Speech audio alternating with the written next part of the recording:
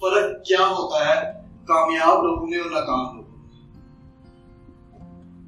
बेटा, कामयाब हर वो शख्स है जो अपनी कार खुद ड्राइव करता है। लिख लो, हर वो शख्स जो अपनी कार खुद ड्राइव करे वो कामयाब है।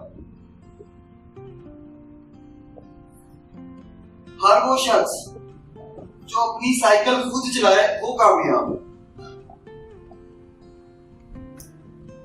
हर वो शख्स जो अपनी बाइक खुद चलाए वो कामयाब है।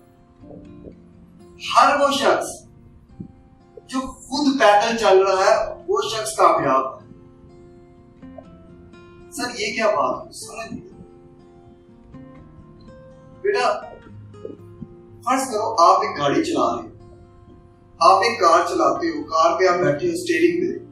अब आपने जाना है लाहौर, साथ वाली सीट पे दोस्त आके बैठ जा, कहता है रुक जा मैनू बैठ दे, तू इधर बैठ मैं इधर बैठ, तो मैं तुम लेके चल रहा पेशावर। वो आपको पेशावर ले जाना, कहां था गए कहां पेशावर। फिर आप गाड़ी चलाते हो, खाला आके कहती पुत्र रुक जा नाल वाली सीट पे बैठ, आप कहते हो ठीक है बैठती है। आप कहते आप पुत्र चलिए कश्मीर, आप उसके साथ कश्मीर चले जाते। जाना कहां था आपने? लाहौर। गए कहां? कश्मीर। फिर आप गाड़ी ड्राइव करते हो, आपने जाना किधर है? लाहौर। आपको आपका चाचा कहता पुत्र नाल वाली सीट पे बैठ, मैं तेन लेके चला इस्लामाबाद। चलो जिसके साथ इस्लामाबाद जाना कहां था आपने? लाहौर। गए कहां?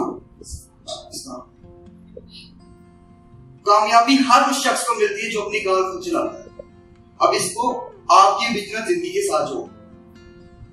आपने करनी थी इंजीनियरिंग, खाला ने कहा पुत्र नाल वाली सीट पे बैठ, आप तेनू फैशन डिजाइनिंग कराइए। आपने फैशन डिजाइनिंग की। आपने करनी थी इंजीनियरिंग, मामू ने कहा छोड़ इंजीनियरिंग में कोई फायदा नहीं, आप तुझे वकील बनाए, वो क्या वकील की तरफ झुक गए। आपने क्या करना था? इंजीनियर बनना था। अब्बू के दोस्त ने कहा कि इंजीनियर को कोई फायदा नहीं है, बच्चे को सीएसएस कराओ। आप सीएसएस वाली गाड़ी में बैठ के उसके साथ सीएसएस करना शुरू।